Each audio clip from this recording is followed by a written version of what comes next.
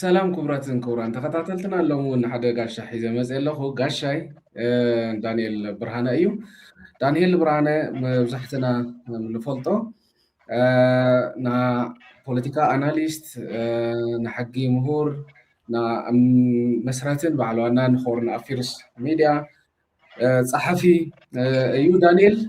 እንኳዕ ናብ ኮርነር ፕረስ ብድሓን መጻኻ ጋሻይ ስለ ዝኾንካ እውን ኣዝየ እየ ዘመስግን أنا سلادم كان يمسكين.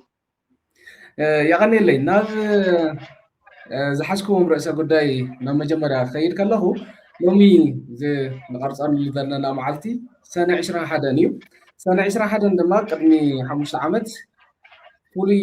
ተዘክሮ ዘለዎ መዓልቲ እዩ ኣብ ትግራይ ዝነበረ ናይ ሓይሊ ሚዛን ሰራዊት ኢትዮጵያ ሰራዊት ኤርትራ ናይ ኣምሓራ ሚሊሻን ፋኖን ሙሉእ ትግራይ ተቆፃፂሮም ኣብ ልዕሊ ትግራይ ሰፊሕ ግፍዕታት ይፍፅሙሉ ዝነበሩ እዋን ንሓይሊ ሚዛን ተቀይረሉ መዓልቲ እዩ ያው መፅሓፍካ እውን ሰፋሕቲ ከም ዝድህስሶ ሰነ 21 ክትዝክር ከለካ ሎሚ ኮንካ ክትሪኦ ከለካ ትሽዑ ዝነበረ ስምዒት እንታይ ዓይነት ስምዒት ምስቲ ናይ ሕዚ ዝኒኦ ይፈጥረልካ?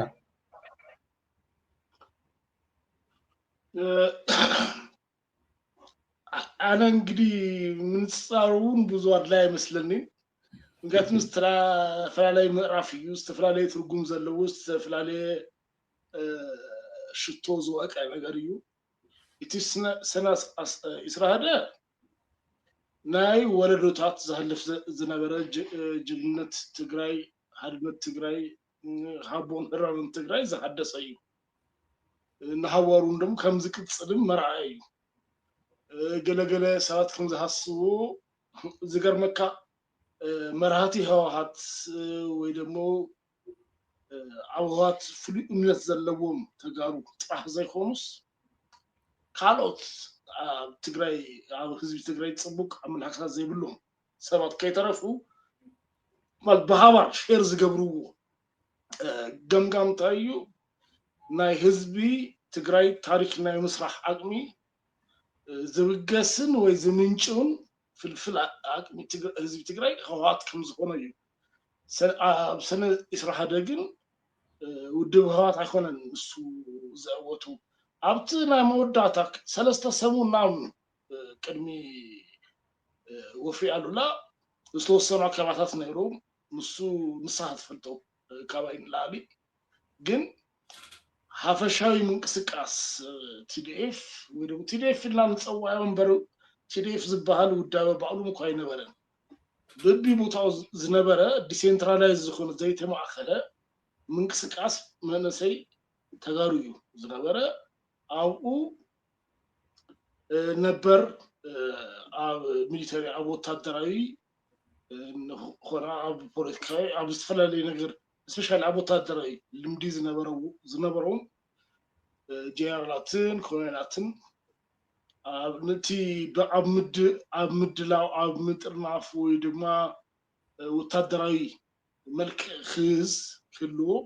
ኣብ ምግባር ፅቡቅ ሚና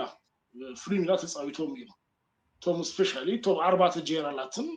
ኣብ ትሕቲኦም ዝነበሩ ጀነራላትን ኮሎኔላት ዋትኤቨር እቲ መብዛሕትኡ ሰብ ግን ሓፈሻዊ ዝበዝሕ 80 ሚእታዊ ዝኾኑ መንእሰይ ግን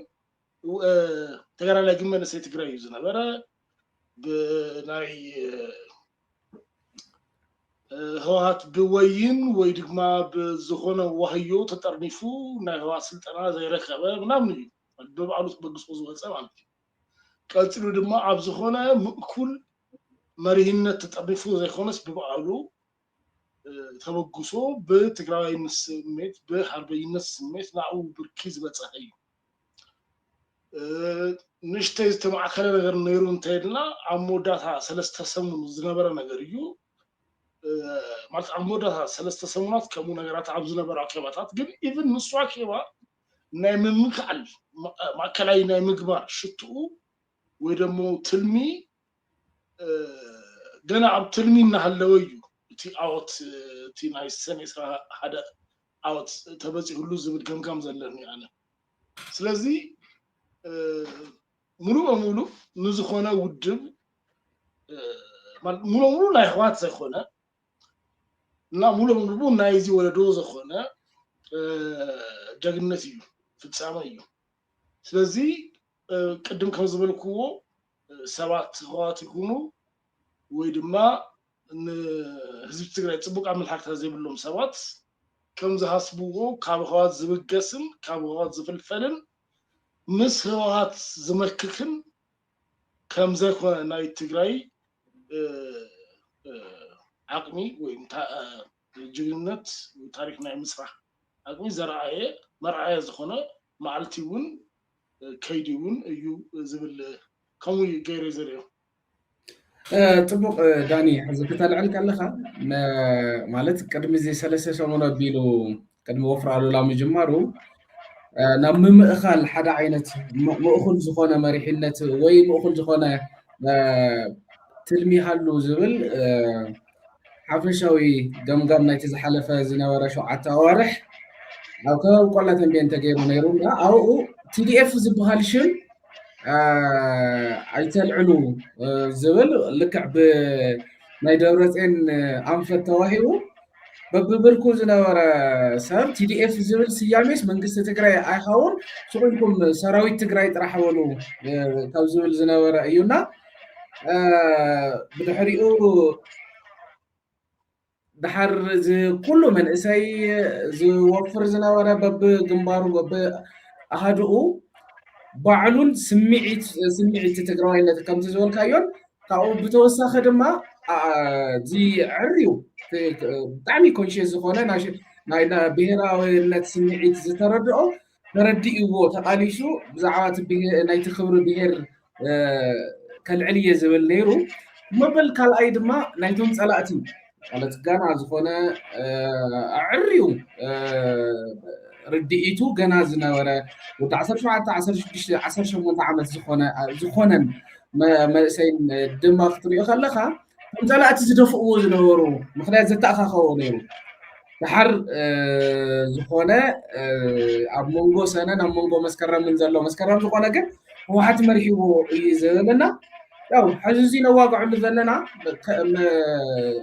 ከይዱ ቀንዲ ምክንያት ውድቀት ናብቲ ሕዚ ወዲቕናዮ ዘለና ፖለቲካ ትግራይ እቲ ዝተወሰደ ናይ ስልጣን ሃርጎፍጎፍ ከም ምዃኑ ከም መርአይ ከም ሓደ መወከሲ ክነግረካ ማለተይ ዝኾነ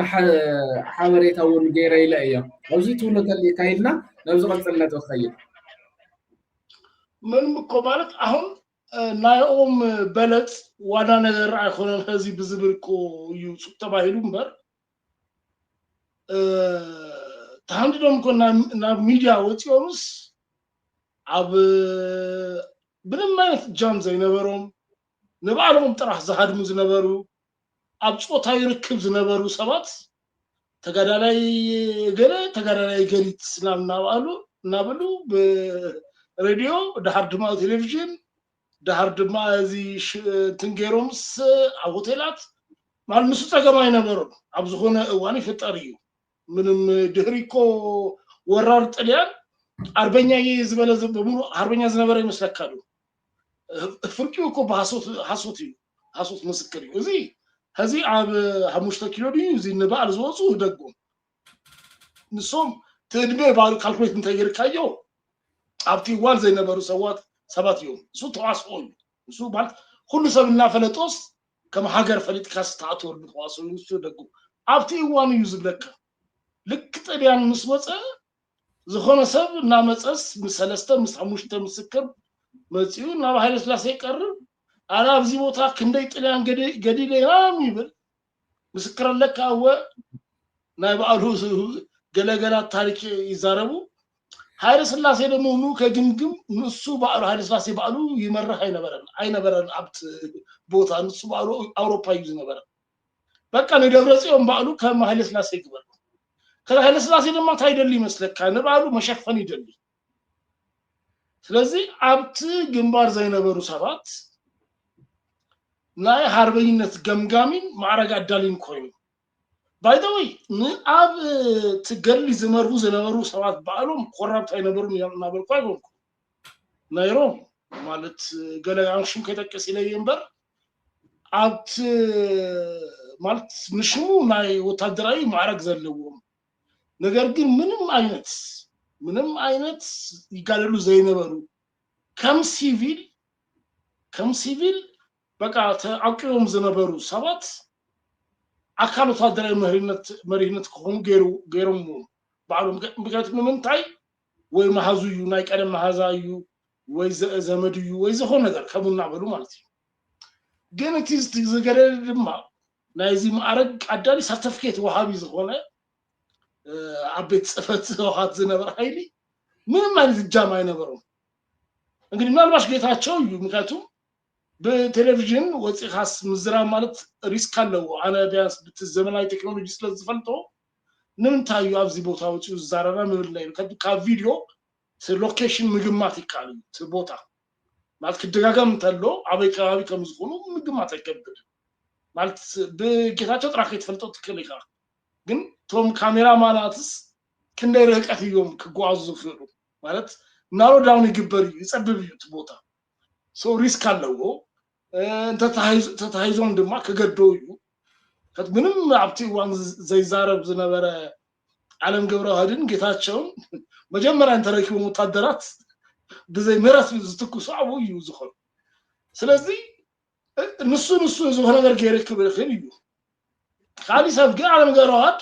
ሓንቲ ማልቲ ተማከላይ ኮሚቴ ብንስ ኮሚቴ ደረጃ እንኳን አክቦ አይፈልጥና አብነት ማለት እዩ ካሎትማ ዝገረዱ እዮም ግን እንደው ንሱ ከተሰይ ይበር እና ታይ ከም ዝደራደሩ እኮ ከም በሃባር ባይተው በጣምኩ ደንጾ ካል ናብ ካሊ አጀንዳ ከደምበር ኤኒዌይ በዳርክ መጸሉይና ሶ ታዩ ዝሆነ ምሳሌ ስላሴ ዘማስሎ ምንም መጀመሪያ አብ ህዳር 2013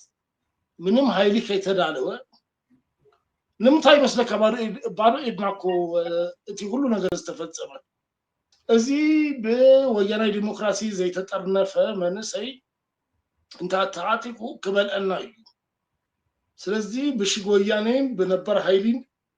በሚሊሻን እና አብ ሰራዊት ኢትዮጵያ ምዘለው ወያናይ ዲሞክራሲ መላክት ዘለውን ብሔር ብሔረሰባት ኮይና ይወደግ ናብ መስመሩ ክምልሶ ኢና እዚ ዘይ እመን መልእሰይ እዚ ብሔርተኛ መልእሰይ አይለናን ተባሂሉ ኮንሽስሊ በጌጋ ይፈል ባጀት አጭሩዎም አይፈል ጊዜ ጸቢቡዎም አይፈል ኮንሽስሊ ዘይደለው ስለዚህ ነው ጌጋ ዝፈጸመ መሪህነት ደሃር አት ሸዋተ ሸሞንቶሪ ነው ቁም ነገር ዘይሰረህ ናብ ሱዳን ኪድ ኢሎምኒ ሱዳን አከድኩና እና በለስ ይቀልድ ሱዳን ከደ አብና ሱዳን ይኺድ ማለት ሱቅ ኤልካዚኮ ሲሳይድ እንተናለም ሲሳይድ ቴሮሪስት አይደለም አይኮን ሱዳን ከደ አጽቢ ጸነህ ታዩ አፈላላዩ ማለት ዋና ነገር ሴኩር ኮይኑ ከጸነን ተቆይኑ ተሽቶ ማለት እዩ ዝሆነ ሰርሆ ነገር ታህሊሉ ማዚ ሰርሄ ልኩኩ ጸራለው እና እንደገበረ መሪነት መቀለ ተመልሶስ ሰርቲፊኬት አዳሊ ኮይኑ ከዛ ታይገብር ከሙ አይን ሰባት ይክም ማለት እዩ ከዛ ብልሽሽት ይሉ አውዩ ተጸገም ጀምር ከዛ ቲዲኤፍ ዝብል ነገር ኖም ዘይህውስ ኖም ክሬዲት ዘይህብ ነገር ኮይኑ ቲዲኤፍ ዝብል ስም ባሉ ጸለዎ እኮ በምክንያት እዩ ኖም ዘይህውስ ንሶም ዘይወነኑዎ ማለት ምስቱ ዝከይድ ታሪክ ናራቲቭ አሁን ታሪክ ማለት በቃ ናራቲቭስት ናሬሽን ታሪክ ተረክ ኩንንዎ አለውን ኩንንዎ ድማ ምሶም ስም ከተያዛለው ምስት ውድብ ከዛና ውድብ መሪህነት ዳህርማ እዚ ውድብ አድሃናይ ኃይሊ ኮይኑ ወጽዩ አለ ኢሉ እንድዩ መንዩ አቦ ቤት ጽፈት ማን ሐላፍ ቤት ጽፈት አዋዝ ነበር አብተዋን አብተን ወጽዩ ኮከሙ አድሃናይ ኃይሊ ኮይ ካምታይ ዘዳሃነ ከዚህ ትግራ አዲኑ ወንበር ኤኒዌይ ማለት ጥቡቅ ነጥታት ሕዚ ዳኒ ዳልዓልካዮ ተሪእሉ ለኻ ማለት አና እዚ ዓላማ ናይ እዚ መድረኽ ከምዚ ክንገብር ከለና ንምንታይ ወዲቕና consciously ዝቃልሲ መንእሰይ ወለዶ ቃልሲ ናይቲ ብሄርተኛ ትግራዋይ ክጉዕፅፁ ብምኻዶም ዝኸድዎም ርሕቀታት ምርኣይ ካብኡ እቲ ሰብ ናይ ባዕሉ ድምዳመ ናይ ባዕሉ ውሳነ ናይ ባዕሉ መደምደማ ንክበፅሕ ምግባር እዩ እና ድሕሪ ሰነ 21 ሓደ 4-5 መዓልቲ ኣብ ሃኒሙን እዩ ነይሩ ሴሌብሬት ምግባር ኣብ ሆቴላት ኣብ መቐለ ፎርዛት ማተር ኣብ መቐለቶም ዋና ዋና እዩ ነይሩ ድሕሪኡ ግን ሓምለ ተኸፋፊሎም እዮም እቲ ሰራዊት ወይ እቲ መንእሰይ ትግራዋይ ናይ ምውናንን ናይ ምግላልን ስራሕ ክሰርሑ ተኸፋፊሎም ነይሮም ካብኦም ሓደ ካብቶም ፈጻሚ ስራሕ ሓደ ዝነበረ ጌታቸው አሰፋ ኣብ ክፍሊ ታዕሊም ትዝወሃብ ስልጠና ንሕወሓትን ንተመሪሕነት ንሱን ኣጉሊሁ ዘውፅእ ንክገብር ናብ 4 ክፍሊ ታዕሊም ዝነበሩ ኣሰልጠንቲ ከሰልጥን ተመዲቡ ናይ ሕወሓት ተረኽ ኣብቲ ታሪክ ከጉልህ ጀሚሩ ማለት እዩ ሓደ ካብቲ ክፍሊ ታዕሊም ስለ ዝነበርኩ ኣነ ሓደ ምስክር እየ ቤት ጽሕፈት ሕወሓት ድማ ናብ ምንታይ ከይዶም ኣብቲ 8 ወርሒ ንውድቡ ዝጠለመን ዘይጠለመን መሳርሒ ዘረከበን ዘይረከበን ናብ ዝብል ገምጋም ABCD ናብ ዝብል ናብ ስርርዕ እዮም ክኸዱ ገይሮሞ ድሓር ከይዱ ብድሕሪኡ እዚኦም ስራሕቲ ምስ ሰርሑ ንዕወሉ ቃልሲ ናይ ህወሓት ይበሉ ኢሎም ናብ ምስክርነት ዝኸዱ ብምሉእ ሰንፀፍ እዮም ካርድሪኦም ገምጊሞም ሓራዊ ውሽጢ እቲ ሰራዊት ዝነበረ እውን ከም ብሓድሽ ምደባ ስርርዕ ምግባር ጀሚሮም ድሓር ኢንቴንሽናሊ ይገብሩ ነይሮም ማለት እዩ ድሓር እዚ ክትሪኦ ከለካ ናይ ህወሓት ምግባር ምስ ጀመሩ ውፅኢቱ ናበይ ከይዱ ምርኣይ ትኽእልካ ማለት እዩ ትክክል ያ ብዙሕ ሰብ ግን ሕዚ እጃሞም ኣብ ምንባሮም ሕዚ ንኣብነት መራሒ የብሉን ገለ ዝብል ሰብ ስቑኢሉ እቲ ብዙሕ ንኦም ከም መራሕቲ ዝርኢ ናቶም ድኽመት ዘይርኢ ከም መራሒ ሪኡ ምምፃእ ክእል ይኽእል ነይሩ ግን ኢንቴንሽናሊ ናይ ውድብ ምግባር ኢንቴንሽናሊ ፀላእቲ ኣብ ውሽጥና ኣትዮም ናይ ስግግር መንግስቲ ምባሎም ብዙሕ ዘይወርሃሉ ኣለና ሕዚ ኣብዚ ብናትካ ዝረኣኻዮ ነገራት ኮኔክት ጌርካ ዝተወሰነ ተትብለለ ምስ ኣይናይ ማለት እዩ ሕዚ ዘሎ ድዩ ወይስ ሽግግር መንግስቲ ይባሉ ኣይ ሽግግር መንግስቲ ኢሎም and ተን ዝኸድዎን ድሕሪ ሰነ 21 ጠልጢፎም ከይዶም ተሓዚ ወፅኦም ዘለዉ ኣዋጅ ሰነ ሓምለ ነሓሰ 2013 ምውፅኦም ናብ ስልጣን ምጉያይን ናብቲ ናይቲ ውድብ ተረኽ ምጉያይ ምኻዶ ዘርኢ ፅቡቅ ረኪበካ ኣበይ መስለካ ናኻ ግምጋምን ናይ ደብረፅዮን ዝፈላለዩ ድህሪ በቃ ኣብ 2014 እቲ ከይዲ ተበላሹ ወሪዱ ትብሎ ንስኻ መበገሲ ትገብሮ ወይ ንስኻ ፍልፍል ፀገም ትገብሮ ህወሓት ኩሉ ነገር ክቋፀር ምድላዩ እዩ ብደብረፅዮን ግምጋም ድማ እዚ ኣንፈቱ ኣመላኽቱ ዘይፀረየ መንእሰይ ወይ ድማ ኣመራርሓ እክብካብ ምኳኑ እዩ እቲ ፀገም ናይቲ ፕሮብሌም ፀገም ምክንያቱም ኣብ ዝኾነ ነገር ተዋፊሩስ ፅቡቅ ውፅኢት እንተዘይመፅኡ ኢቭን ድህሪ ደብረ ብርሃን ማለት እዩ ኣብ ውድብ ዝኾነ ዝሃሰበቶ ነገር ኣለ ዝብል ልኡል እምነት ዘይኮነስ ዘለዎ ፀርፀር ይብል በቃ እንታይ ክንደሻብዩኩም ተበላሹና ኢሉስ ናብ ገዛው ይምለስ እዚ ብውድባዊ ኣመላኽት ብውድባዊ መስርሕ ዘይተሓነፀ መንእሰይ ማለት እዩ ስለዚ ፍልፍል ብናኻ ህወሓት ኩሉ ነገር እንትምባሎ ክትብል ምድላያ ናይ ባዕሎም ስርርዕ ምታዮም ኣብ ኣመራርሓ ኣብ እንትን ማለት እዩ ኣብ ውደባ ናይ ባዕሉ ውደባ ምፍጣሮም ሰብ ናይ ውድብ ዝኾነ ናይ ውድብ ዘይኮነ ውድብ ዘለዎ ምናምን እናበሉስ ከይዲ ኣበላሾም ኢኻ ትብል ብደብረፅዮን ገምጋም ድማ ይኮነን ኣብቲ እዋን ዝነበረ ፀገም ካብ መጀመርያ ትክክል ነርና ኢቭን ህዝቡን ኣብ ሃራ መሬት ዘላ ራዩ ኣውድብ ንጹር እምነት ዘለዎ ተዝከውን ነይሩ ስራ ፈጻሚ ስራሕ ኮሚቴ ሓዲጉ ናብ ካሊ ግንባር ከፍት ነይሩ ስለዚ ካብ መጀመሪያም ገምጋምና ትክክል እዩ ህዝቡን ውድብ ኢና ክነጽሪ ዘለና ውድብ ይጽረይሞ ልክ ህዳር 2013 ከም ዝነበርናዮ ዋላ 7600 ግን ኣብ ውድብ እምነት ኣለዎ ወይ ድማ በቃ መራይ ደብረጽዮን ወይ ደግሞ ኣቦ ወንበር ወይ ቤት ጽሕፈት ህወሓት ዝብል መስመር ዝቅበልን ውስጥ ጠርነፈ ወላ ውህድ ሃይሊ ይሉና አቡ ጸገም ይብሉን ካቡ ንብገስ ከዛ ናይ ምድነው ምስ ወያነ ዲሞክራቲክ አመላከት ዘለዎም ብሔር ብሔረሰባት ንጥርነፍ ተጸገም ወያነ ዲሞክራሲ አመላከት ዘለዎም አበይ ከም ዘለው ህዝብ ይፍለጥን ግን ግድ የለም ናውክ ሳብ ዝንበጽህ አንት ሶ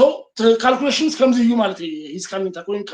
ግደምቢ ንስኻ ፍልፍል ጸገም ትብሎም ደረጽዮን ፍልፍል ጸገም ዝብሎ ዝተፍላለይ እሺ ንሱ ይስካለ ንሱን ተይስካለይ ስለዚህ ብዙ ግምጋም ብዙ መነጽር እንተ ሪኻዮ እዚ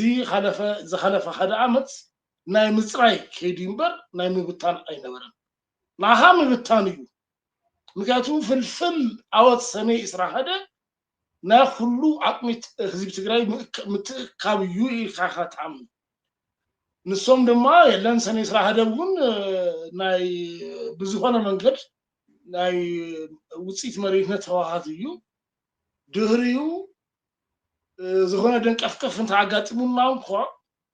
ክሳብ አስተካክልና ክንከይድ ዘይካልና ንጹር እምነት ዘይብሎም ዝተፈላልያ መላእክት ዘሎም ሰባት ቅድም ኢሎም ብ93 ይሁን ድህሪው ኣብ ዝተፈላልያ ምዕራፋት ካብ መስር ዝወጹ ሰባት ነመሪነት ዝኣተውሉ ምናም ነገር ስለዝነበረ ንሱ እዩ ድህሪው ዝነበረ ከይዲ ክሳብ ፕሪቶሪያ በትክክል ከይከድ ዝገበሮ ስለዚህ ህዚ ንጸሪና ዘለና እና ድህሪ ምጽራይታይ ትገብሩ ህዝብ ትግራይ ተተበቲኑ እንተልካዮ ንሱ አይኮነን እኮ ድህሪ ምጽራይ ንጹር ውድብ ትዝሞ ታይገርና ይብልካቱ ንሶም ዘለዎም ቴምፕሌት ናይቲ 17 ዓመት ቴምፕሌት እዩ ሶ አቡ ቴምፕሌት ታያሎ ምስ ሻዕቢያን ምስ ብሔር ብሔረሰባትን ዝግበር ጽምዶ አለ አቡ ቴምፕሌት አሁን ጸገም ወያነ ዲሞክራሲ አመላክታ ዘለዎም ብሔር ብሔረሰባት ውድባት ብሔር ብሔረሰባት የሉም ሻዕቢያውን ጸገም ከም ዘሎ ይፍለጥ እዩ ግን እዚኦም ነገራት ኣብቲ ዋን ነይሮ ብከይዲኻ ትንጹ ግን ከሙ ጌርና ኢና ንደርጊ ሲርናዮ እዚ ንብጽግናውን ንምስዓር ምሻቢያ ብከይዲ ዝተካከለ እዩ ትርክብ ኣብ ብሔር ብሔረሰባትን ብዝርርብን ወይ በቀጻሊን ዝፍጠሩ ድባት ክሉ እዮም ስለዚህ ምስኦም ግፈት ዝበለ ግንባር ከሚሐዲ አይነት ንፈጠር ፈጢርና ዳግም ናብ አውት ንመለስ ይብሉ ስለዚህ ህዚ ዝኸድሉ ከይዲ ምስቲ ዝነበሮ ማተሳሰባ ኮንሲስተንት እዩ ብናይ ባዕሎም ገምገም ማለት እዩ ሓደ እዚ እዩ ናይ ሽግር መንግስቲ ዝበልካዮ ግን ናይ ህዝብ ዘጣይሽዎ መንግስት ማለት ካዲ ኣይኮነን ኣብ 2014 ሳልሳዊ ኣነ ኮን ስጠርጥረ እየኩ ግን ኦኬ ነው ቀለውጥ ይሉ አዎ ኮሙይላ ያ ነስየ በጣም ይጽብቅ ሳሲርናዮ ይላ ግዜ ለውጥ ይብሉ ንሳት ሐሳብካ ተረዲዩ እንዲዩ ከምኮ ገሚተ ነይረ ግን መብሪ ሃበኒ ንስበል ኳስ ናብዚ መጽሐፍ መስሉኒ አይ በቃ ተቃምቲ ዝበልዎ ነይሩ ግን ንዝደለው ግዴለ ከሙ ጌርካስ ምኻድ መድከም ይኮን ሰማዩ አዎ በጣም ይጽብቅ ማለት ካልኦት ብዙሕ ብዙ መልክዕ ዘይርአዩሉ መርአዩውን እዩ ኣምጽኻላይ ብዙሓት ናሽናሊስቲና ዝብሉ ብብሔረ ትግራይ ብትናይ ትግራይ ብሔራውነት ክሳብ ትግራይ ሃገር ክትከውን ኣለዋ ዝብሉ ናይ ነጻነት ቃልስቲ ኢና ዝብሉ ተጋሩ أفتي هواحات كخلص يخيل يتحساسبه ريفورم خجبريو هواحات نها قرنت كمسيو هواحات بهراو كون يخيل زي ويانا ديمقراطي أو دي قوة مخانو أمينو تغير يخيل يزبل أمنا تاليوم كسا مسؤوس سلفو بهرتنيا حيل تجارو يرأيو أزي زي ورهلهم زلا ويد ما زي ورهلهم بوينت فيوز مثلا ويس ናይማን ክቀየር ይኽእል እዩ ኢሎም ኣሚኖም ይኾኑ እንግዲህ እዚ ትብሎም ሰባት ብዙ ዓይነት ውልቀ ሰባት ብዙ ዓይነት ውድባት እዮም ዝኾኑ ኣብ ደገና ውሽጥና ኣብ ብዙ ቦታ ዘለው ስለዚ ኣብ ሓደ ባስኬት ክትኣትዎም ይከብደካ ንኣብነት ህወሓት ናብ ሃገረ ትግራይ ናሙ ክመፅእ እዩ ዝብል ሰብ ቀላዲ ክኾን ኣለዎ ማለት ከም ጨርሆ ከለሎ ይክልዩ ኣብ ዝደልዮ ማለት ህወሓት ተመሊሱን ማለሊት ኣምፂናዮ ክብለካ ይክእል እዩ ንኢህወደግ ክብለካ ይክእል እዩ ንሃገረ ትግራይ ባል ዝኾነ ክብለካ ይክእል እዩ ጨርሆ ኣልኢልካስ ምንብልባል ኣይኮነን ትቁም ነገር ሃገረ ትግራይ እንተመስርቱ ዓይነት ሃገረ ትግራይ እዩ ዝምስርት ኣነ ምስ ያው ኣርክና መሃሪ ዮሃንስ ብዙ ጊዜ ተዘራግናል ኣብዚ ቅድሚ ኩናት እሞ ናተየቶ ዝነበረ ዓይነት ሃገር ያ ትምሰጥ ከመያ ትኸውን ማለት እዚ ምስ ዘለናዮ ኩነታትስ ምሳዋት ሓዊስካ ከመይ ዝኾን ዝብል እዩ ዋና ስክፍታ ዝነበረኒ ሃገር ምዃን መስርሒ እዩ እምበር በባዕሉ ውፅኢት ኣይኮነን ኣብ መወዳእታ ንህዝብኻ ማለት ምሳሌ መንነትካ ክትቅም ትደሊ ኢኻ መንነትካ ክትቅም ትደሊ ንምንታይ እዩ ርእሰ እምነት ዘለዎ ንታሪኩ ዝፈልጥ ንታሪኩ ዝዝንቱ ንታሪኩ ንወለዱ ዝተሃልፍ ከምኡ ዓይነት ህዝቢ መንእሰይ ክህልወካ እዩ ንሱ እዩ ዓላማ ግን ቆሉት ትምህርቲ ዘይረክብሉ ልብሲ ዘይረክብሉ ወይ ድማ ናይ ጥዕና ግልጋሎት ዘይረክብሉ ኩነታት እንታት ኢኻ ታ ዓይነት እንትን እዩ ተምህሮ ማለት ቲ ኮንቴክስት አውድስ አይሄድልም ካብ መጀመሪያው ምንም በቀላሉ ኤርትራ ንሰድሞ ኤርትራ ብዙ ተደጋገመት ምሳሌ ግን ኤርትራ ንሰድሞ ኤርትራ ኣብ ጎረባብቶም ታ ዓይነት ህዝቢ ታ ዓይነት ኢኮኖሚ ታ ዓይነት ምህዳራ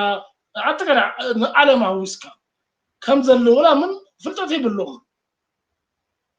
ኣብ ማለት ዝቀርቦ ናይ ትምህርት ከይዲ ከዛ ሳዋን ከዛ ያው ወጪኦም ዶብ ሰጊሮም ይሃልፉ ትግራይ ንረክቦም ኢና በጣም ንሽተ ፍልጠት እዩ ዘለዎ ከምኡ ኮይኖም ዝረክብዎ ወይ ደግሞ ዝህልዎ ማንነት ትርጉም ይብሉ ምክንያቱም ሓደ ሰብ ምሉእ ከውን ኣለዎ ጸጋይ ሙሉእ ሰብ ዝኾን ብዛባ ወለዱ ብዛባ ታሪኩ ብዛባ ማለት ናይ ህዝብ ትግራይ ናይ መከራውን ናይ ጀግንነቱን ኣብ ዝተፈላለዩ ታሪካት ዛንታታት ዋላ ጓይላታት ኩሉ ነገር ክፈልጥ ንዓለምን ክፈልጥ ንባዕሉም ድማ ምስቲ ዘመን ዝምጥን ዝከይድ አቅሚ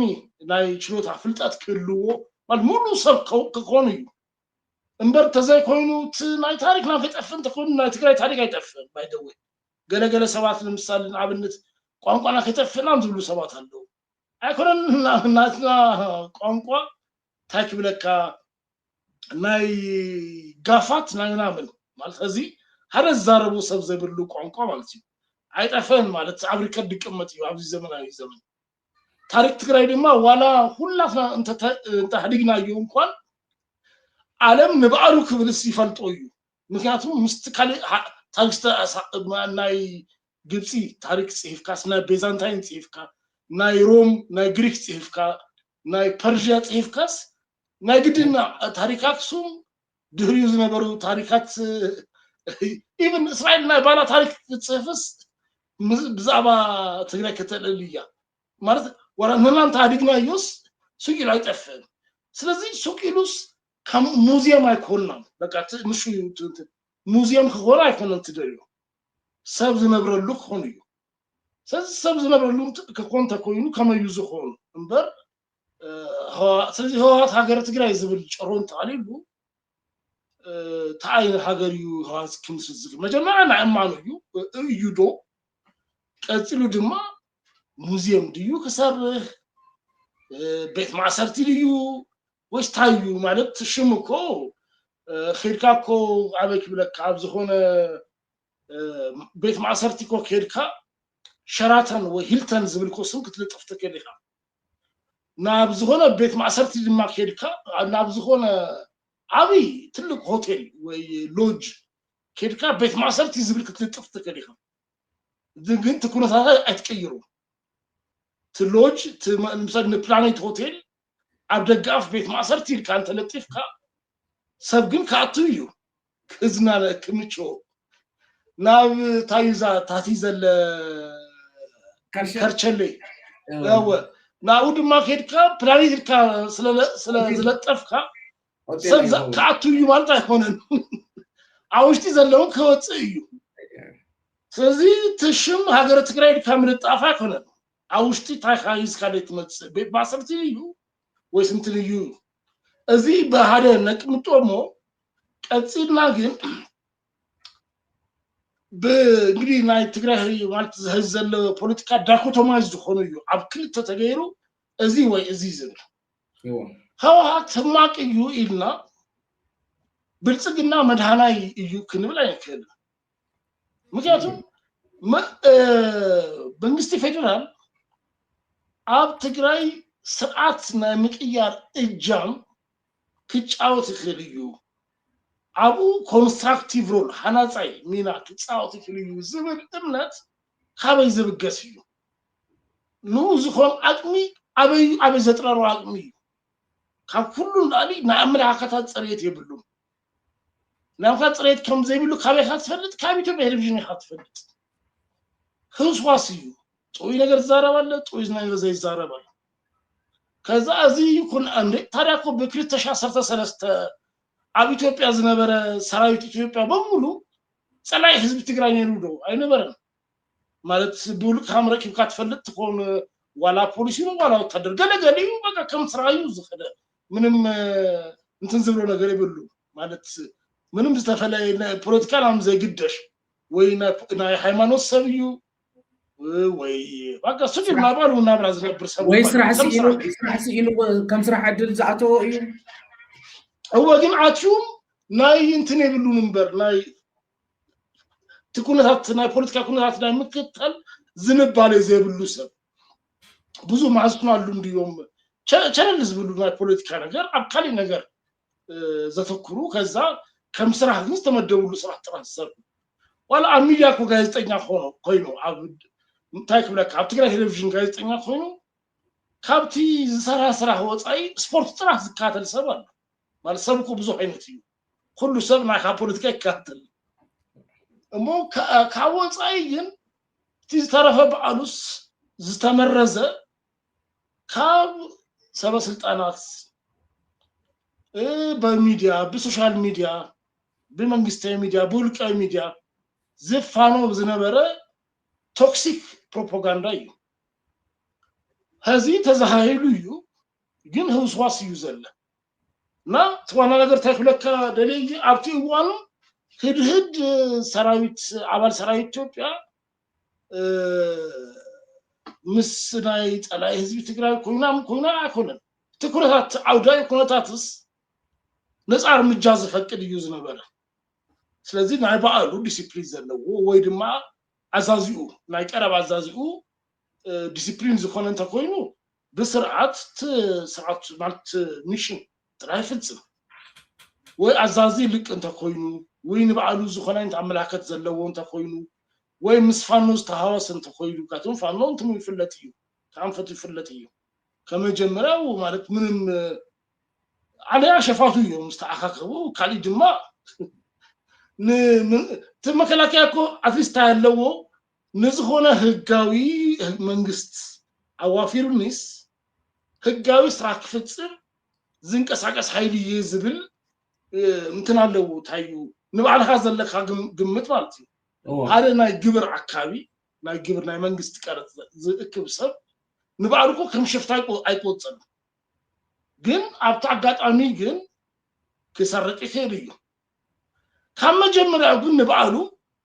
ከም ሽፍታ ቆጽሩስ ከም ዘህጋዊ ቆጽሩ ዝከድ ሰብ ግን ምንም እንትን አይደለም ማለት ንበዓሉስ ምንም ምስጠርነፈው ነገር የለም ጭራሽ ማለት ነው ነው ይኮ ብዙ ጊዜ መደበኛ ሰራዊትን መደበኛ ዘይሆነ ሰራዊትን ከይተሃወስ በዓል በወታደራዊ ዲሲፕሊን ብዙ ምክንያት ነው ከንት ዲሲፕሊን ክትቋጥሩ አይትከልም ዝነበረው ጥናፈስ ይሰህት ማለት ነው ብዙ ሆነ ሀዚ ፌደራል መንግስቲ ንጹቅ ከይዲ ይብሉ በዛባ ትግራይ እዚህ አብዘ ይብሉ ሁነታት እንደ ቀዲ ነገር እንኳን ሰባት ፕሪቶሪያ አመፍጻም ናይመን ጸገም ይዝገድድ እንተል ካዮ ናይ ህውሃት ይብሉካ ንምንታይ እንተልካ ከፌደራል መንግስት ታይም ጽበይ ምትማን የለም ከዚህ ካብ ኪናት ወጪና ጊዜ ኮስድ ይብሉካ ግርም ግና አብይ ወታደራዊ ወፍሪ ምን ፍጻም ግን ድሉን እምኑን ይብሉካ መልሶ አይና ይቀልል ናይ ትግራይ ብጽሂት ባጀት መስዳድ ተመዛበልቲ ክምለሱ ምግባር ዓለም ገበነኛታት እዮም ዝበሎ ቶም ቀተልቲ ኣብ ብራት ትግራይ ዘለው እወ ቶም ቀተልቲ ተከዘይ ዘብ ምናም ዝበሃሉ ኖ ምግላስ እዩ ዝቀልል ወይስ ኣብ መሊ ትግራይ ፖለቲካ ህዝቡ ምግባር ማለት አይናዩ ዘሃሸ ምትእማን ማለት ልዑል ዝሆነ ምትእማን ልዑል ዝሆነ ንጽረት ልዑል ዝሆነ ድሉነት ዝደልይ አይናይ ኦፕሬሽን አይናይ ከብድ አመራር ትግራይ እኮ ቶም ቀተልቲ አግዲስካ ቶም ገዛታት ባዶ ጌርካ ክመጽ ዝክል ማለት በቃ ዝመጽ ተመዛባሪ ከአትይ ፍሪና ናገዛ ኢልካ ማይዋጥራ ከዛ ድህሪው ደብረጽዮን ክንደይ ተመዛባላይ በጉልበቱ ከም ዝክልክል ከረየና ክንደይ ሰብ ማለት ክፍትን ይከልዩ ክፍትን አይገብረን አይበልም ግን ማለት ንሱስ ገር ካበቃ ኮፍ ክትበል ትخليካ ንምንታይካ ንገበነኛ ትጻወሩ ኣብ ማዕከል አዲስ አበባ ዝሆነ ቪላ ምሳሃ ወይ ዝሆነ ማለት ዝሆነ ሰብ ሰይሩ ዝሆነ ገበነኛ ሰብ አለው ሰይሩ አትዩ ኮፍ እንተይሉ ትባል ዋና መጽኡ ክሳብ ዝሃትት ፌደራል ፖሊስ ይጽበይ ዲዩ አይጽበይን እኮ ትገበነኛ ወሲዱስና ቤት ማሰርቴ እትዎ ምትቢላ ወይ እሽጎ ወይ ያድጎ ማልበቃ ሰባት ተካሲሶምስ ናተዩ ዝብል ሰብ ይሰዶ ይዙር እንተ ኮይኑ እንበር አይ ትባልዋና አንተ ዘይመጽኡ ንጭራሽ ልትገበነኛስ ባጀት ክሰድድ ያስብ ይናብ ዝብል አያት ወይ ምስትገበነኛ ፍሉይ ርክብ ዘለውን ተዘይኮዩት ፖሊስ ባሉ ማለት ስለዚህ እዚዮም ነገራት ምግባርስ ከቢድ ነገር አይሆንም እና እዚህ ዘይገበረ አይ ኣብ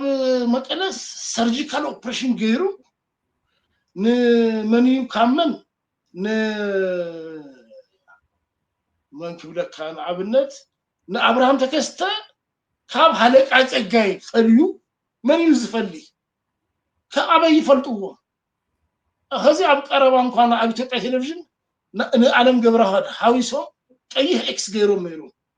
ግን ዓለም ገብረሃድ በበዓል ደብረጽዮን ገምጋ ማለት በቀለል ግን ሄድሞ ካል ነገር አድግናዮ هذه ኣብ ሴንትራል ኮማንድ የለን ኣብ ስራ ፈጻሚ ኮሚቴ የለን ስለዚህ ቢገይጋ ንዓለም ገብረሃድ ሃውሱን ተኮይኖ ቢገይጋ ንሸዊት ከም ሃውስዎ ትክልቲዮም ሸዊት ተገራላይ ማለት ያው ክልቲዮም አትሊፍ ነይሮም ዲዮ ግን ሸዊት ናሃራ መሬት ዝከደ ይኩን ነው ሸዊት እዚ ኣብ ሚዲያ ዘለ ንክልቲዮም ከምዛ ሃውሱ ሸዊት ወደሰል ሸዊት ቢተውን ንክልቲዮም ከምታሃውሶምስ ታዩ ዋስትና ከትና ዓለም ገራድ አበይ ዘለን እንኳን ኣብ ኢትዮጵያ ቴሌቪዥን ዘለ ኤዲተር ፈሪን ተዘይፈልጡ ማለት እና ከዛ ሰርጂካል ኦፕሬሽን ገይሮ ንሽተ ሰባት ይሁን ክልተ ሰባት አግሊሶም ከዛ አስተረፈ ደግሞ በሩ ናባልኹስ እንትን ገይርኩምስ ምናምን ተወደው ምናምን ማለት ዘይመስል ነገር እዚህ ማለት ዘይመስል ነገር እዩ ደሞ ዝገርመ ካልትራ ይጥራህ ይሁን ኢትዮጵያውን አይጠቅማል እነዚህ ከይዲ እኮ በጣም ከቢድ ከይዲ ስለዝሆነ እነዚህ ከይዲ ንብብልሻ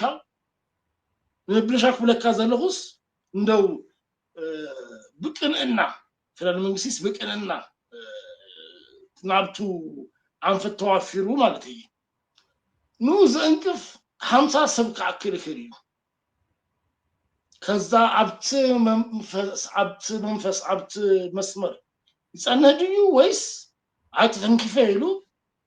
ተወቂ ካጀርባ ተካሂደ ይሉና ካሊ መስመር ካአትዩ ምጋቱም ሚቲ ህዝቢ አብዝሆነ አዲ ክቀበለካ ይከለ አብዝሆነ አዲ አብ አሜሪካኮ ገፊህ ግቢ ሂዞ ንፌደራል መንግስቲ አፍልጦ አይንህብን እኮ ዝብሉ ሰባት አሉ አሜሪካ ደሪ ሁሉ ህዝቢ ሁሉ አመታት ንፌደራል መንግስቲስ አይንቀበለውን አይንብሎ ማዘገረዝ ብሎ አሉ አብ ቴክሳስ ተፈራለ እንትን ዘለው ማይ ፖለቲካ ራይቶ ዘለው ፌደራል መንግስት በጥንቃቄ ካብዚ ፈልዩ ዝህዞ ዶክመንተሪ ታታለው በጣም ዝገር መካ ማለት ነው ናይ ከአሜሪካ መከላከሊ ኸይዱ ያማያይጡ ነውና እኮ አብዚያ ቀረባ ካምፕ ዝከፈትና ነዚህ ንምልማድዩም በር ወታደራዊ ምህዳራን ምሳካ ሆነን እዚ አብ ኢንተርኔትም ዝሰራጨው ዘለ ነገር ሐቂ ያሆነ ላም ይረዱ አጥቋት ይሁን ኮስታጠቁ ይሁን ቶም ሲቪላት ባሎ ማለት ነው ከጣም አሜሪካ ትጥቂ ፍቀድ እዩ ኢሎምስ ካብ ሰራዊት ከይዶ አኪቦ አብታውን ሆል ሚቲንግ ዝብሉ አብ ናይ ከተማ አዳራሽ የሚያይቱ ይረዱ ከሙና ገበሩ ስለያም ይፈጽሙ ምክንያቱም ዝሆን ነገር ዝሆነ ጸገም ተተፈጥሮስ ፈልዮም ንመን ከምዛአሱ ክፈልጡ ማለት ነው ስለዚህ አብዝሆነ አገር ማኻ ፕሮግራም ማኻ አንፈት ማኻ ሚሽን ማኻ እንትን ዘይቅበለካ ከሉ ናይ ግድን እዩ እና ፌደራል መንግስቲ 50 ሰው አይንቅበለካ እንተይሉ 50 ሰው አንፈት ቀይሩ ካሊ ትርምስ ክፈጠር እዩ ናብ 2013 ከመለሰና እዩ ወይስ ይወደግ 2000 84 1984 ከምዝገበሮ አብዙ ቦታታት ምብራቅ ኢትዮጵያ አነ ፈልጥ ማለት ያው ቆላ አይደለ ግን ሰምነ ለሐድማ ደምሰኝ አብ ኦነግ ኦፕሬሽን ክሳብ ዝወጅ ተገልቲ አብዝሆነ ቦታ ይቀተሉ ነው ናቀጥታ እንተ ዘይረኪቡንካ በዚ በሰዶ ማሰረድናም ሰባቀትሉ ነው በቃ ሪፖርት ይግበር መልስ ከይትቡ ነበር ዝባል ብዙ ተቀራለ ሞቱ እዩ 74 ንምንታይ ንኦነግ ካብ ህዝቢ ነምንጻል ብዝብል ማለት ነው በዚህ መልኩ ህዝቢ እዚ ያስተውል እንድዩ ንዞም ሰባት ግበሩ ይቆም ትብሉ በቃ መንግስት ኢኮኖሚ እዩ ምሳትኩም እናተዛረቡ ይም ዘለው ንምንታይ ከም ትገብሩ እና በለስ ንሶም ድማ አው ህዚ አብተዋን ሰብ ሱቅ ይብል እንድዩ ዳሃግና ናኹም ሰብኮ ተክሱ ዝቀተለ እገሌ ዝባል ሰብ እዩ ዝብል ሐበሪሃ ይረክቡ ኸይዶም ንትሰብ ይዙ አብቲ ዋንስ ዞርል ከም ትኳስ ተጀምርካ ትርምስምስ እዩ ዝፍጠር በስንባደ ናይ ደሊኦም ንሉስ ናባሉ ምሽግዝም ትኳስ ጀምር ሰብ ምንም ዘይቶ ዘመርከቶ ወይ ድማ አብት ሚሽን ዘይነበረሰብ ማለት መሳፕ ይዙኩም አርባን ወርፌር ከም ይኹል ሸበቃ አብ ኢራቅ አብራም ዝቦታ ኮሪና ይና በባልና ህይወት እኮ አብ ከልቦታ አብ ሞቃዲሾ ስለዚህ ከሙ አይነት ዲሲፕሊን አንፈት ይዙ ዝገብር መጀመሪያ ሳብ ትግራይ ዘለ ህቶ ወይ አፍራላስ ናይ ሸዓት ተሰብ ናይ ሙሽ ተሰብ ድዩ አይኮነን ብዙ ሰብ ሼር ይገብሩ እዩ ብዙ ሰብ ፌደራል መንግስቲ እንተን አሰብ ግዛትና ከመለሰ ንግብረኛታት ከሃተተ ከመይ አይነት ርክብ ይኩሉና ዘለው ዘበለቶ ዘለው ብዙ ሰብ አለ ንሱን ክርስ አይብሉ ግን ግደለም ተሻተ ሰብዩ ሐሙሽ ተሰብዩ ምናምን ወይ ክልተ ሰባት ይሆናም ዝድልይ ብዝብል ንኪድሞ እዚ ዝበልኳ ጸገም እዩ ዝፍጠር ስለዚህ ክልቲው ነገር ክንፈልይ ያለና ኸዋት ጸገም አለው ማለት ብልጽግና አድሃናይ ኃይሊ ኮይኑ ወጪው አለው ማለት አይሆንም ማለት እዚ ናብት ካብ ዋናስ ናብ ካሊ ጃምፕ ክንገብር አይልክል ዝተፈላላይ ነገር እዩ ብልጽግና ህዚውን ፍልፍል ጸገምን እዩ አካል ጸገምን እዩ ጥቡቅ ነጥብታት ልዕልካ ለይ ዳኒ ካብ ሒዘዮም ዝነበርኩ አድሬስ ጌርካ ለይ ኢኻ ሰፋሕቲ ሕዚ ክልተ ነገራት ክነልዕል ክሊር ጌርናየን ንዚ ካልእ ሰብ እውን ሒዘካ ተኮይነ ሓደ ናይ ህወሓት አመራርሓ ንርኤተ ዓለሙ ማለት ንወያናይ ዲሞክራሲ ክብል ብዙሓት ናይ ትግራይ ረብሓታት هجيرو ويانا ديمقراطياوي حيلتات ኣብ ኢትዮጵያ ክእክብ ክብል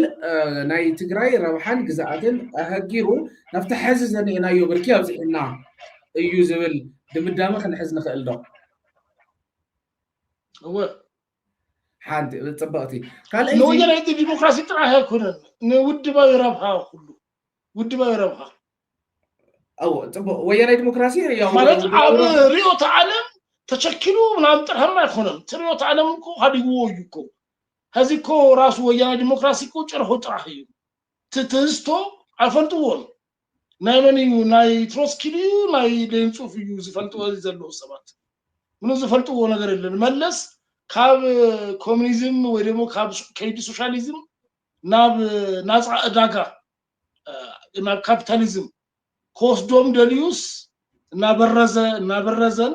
ብዙ ነገር ቀይሩዎ እና መደባዊ ቃልሲ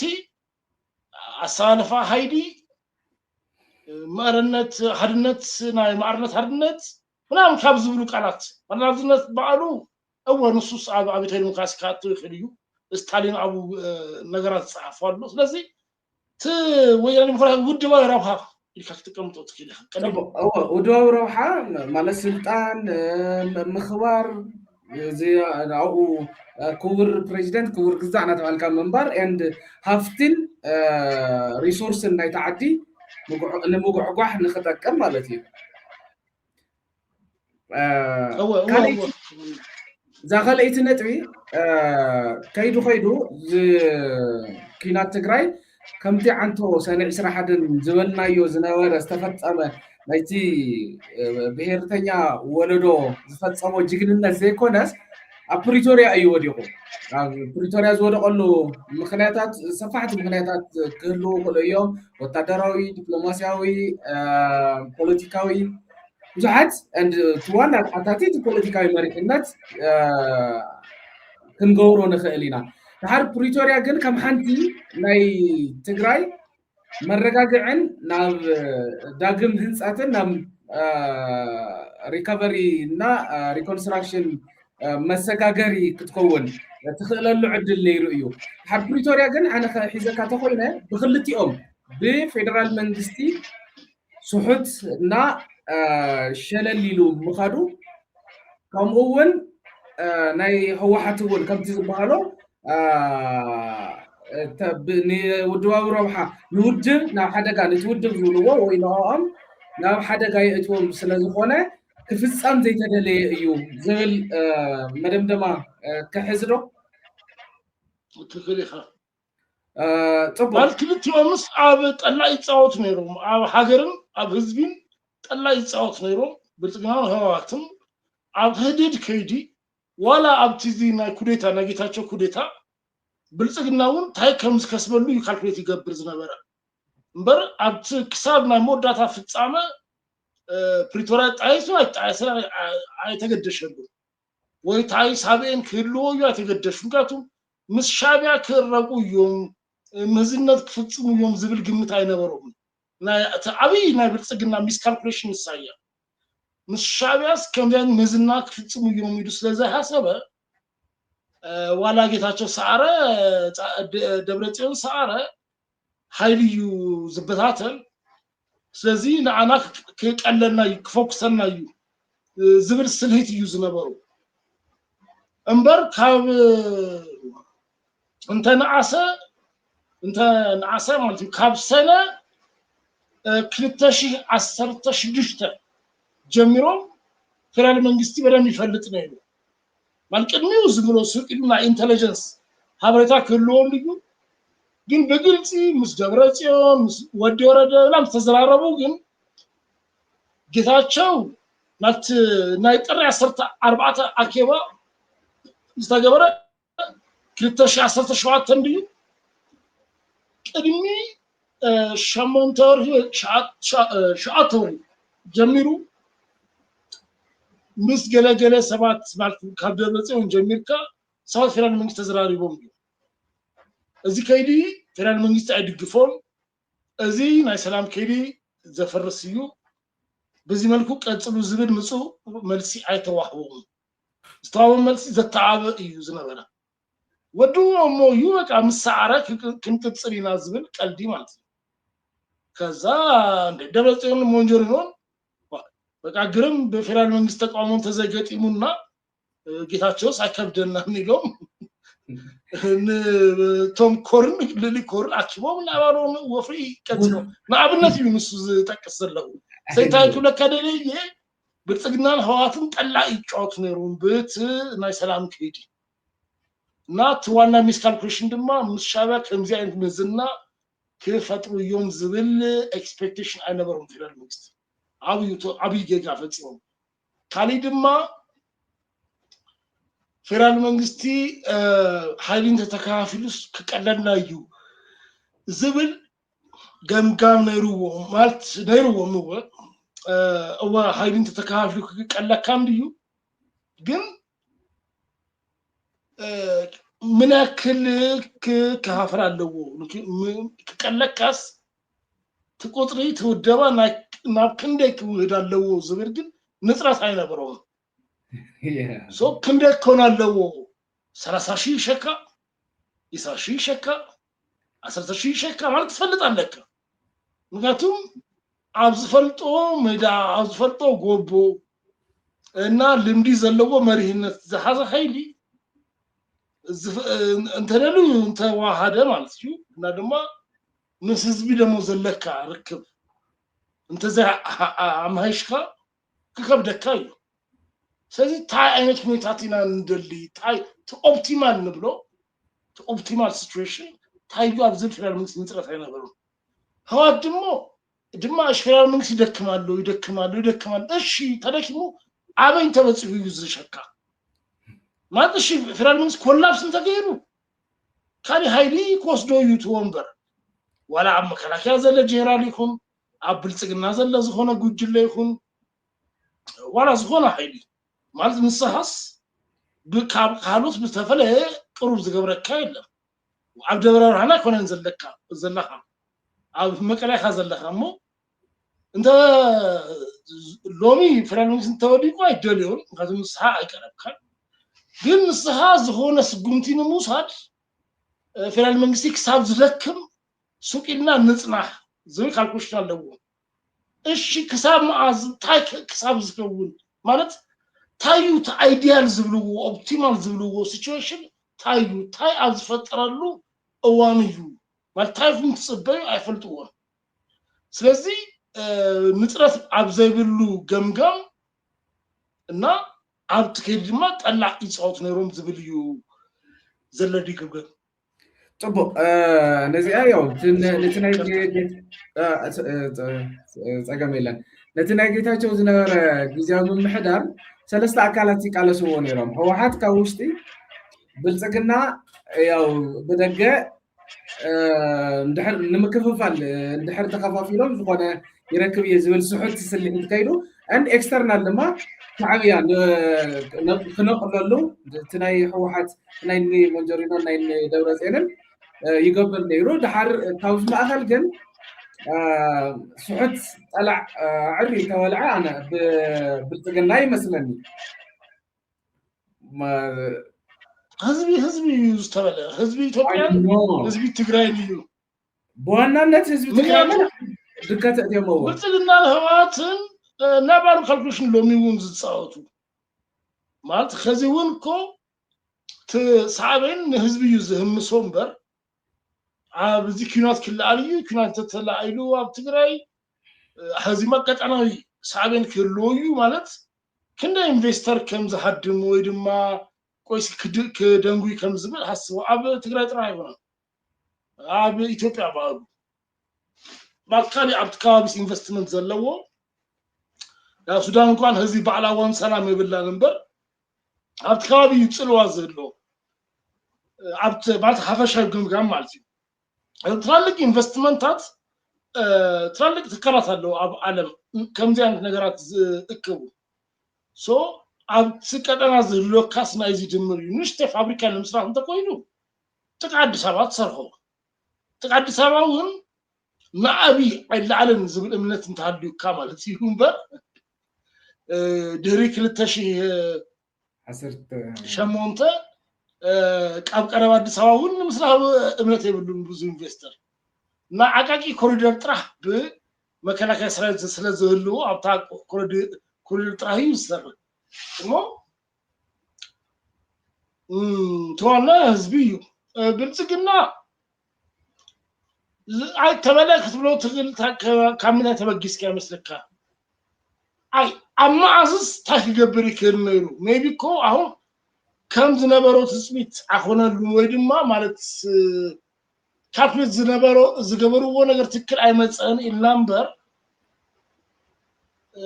ዘሃሸ ነገር ዝገብሩሉ ዘሃሸ ጊዜ ሌሩ ማለት አይክልን ከም ጠላ ዝጻው ሰብ እንተ ወስድና ይው ማለት እንተ ካቡ ተበግስና ማለት ከም ሪስፖንሲብል አክተር በፕሪቶሪያ ከይዲ ድሪ ፕሪቶሪያ ምቅጻል ይዙ ሾዝ ነበረ ንብጽግና ምህዋቱም ከሙ ህዋትኮ በምጽናህ ባል በህዋት ካልኩሌሽን ካብ early 2016 ጀምሮ በቃ ናይፋኖ 6 ወር ይሄን አምን መስገበረ ንበለው ወቃ ካብ በቃ 2000 ፈረቃን 2016 ፈረቃን ገለን ጀምር ከማለት ክልተ አመት ኮይኑ ብልጽግና ከወድቅ ተቃሪቡዩ ክንጥብሮ የብልናን ስለዚህ ንሽተይ ነገስ ሃይና ማለት ሰራዊት አም ቢዝነስ ንሽተይ ንጽበይ ባሩ ክንመለክ ለምንናዩ ወድማ ከወድቅ ይሎም ነው ማዝ ይዞድቅ ክንደ ጊዜ ወስዶ ሙዳቅ ማለት ታዩ እሺ ናይ ብልጽግና ሙዳቅስ ከመዩ ማለት ንህዋት አይነት እድል ይፈጥራሉ ህዋት አይነት ቦታ ይረክብ ምናል አብዝብልስ ንጽረት አይነበሩም ስለዚህ ህዋቱን አብትከይዲ ተጸኒሁ ይሾነዩ ማለት ክልቶም ዩ ግሪ ናይ ሰላም ነገር ዩ ከም ታንጎ ዳንስ ይኮ ናይ ክልተ ሰብስ በሃባር ተሳኒው ከይዳለ ወንበር ባህለ ወገን ጥራህ ኮናክሉ ተሳኒዮም ተከይዶምስ በዚህ ሰለስተ እንተ ዝከይድ ኖሮ አብዚ ሰለስተ አመት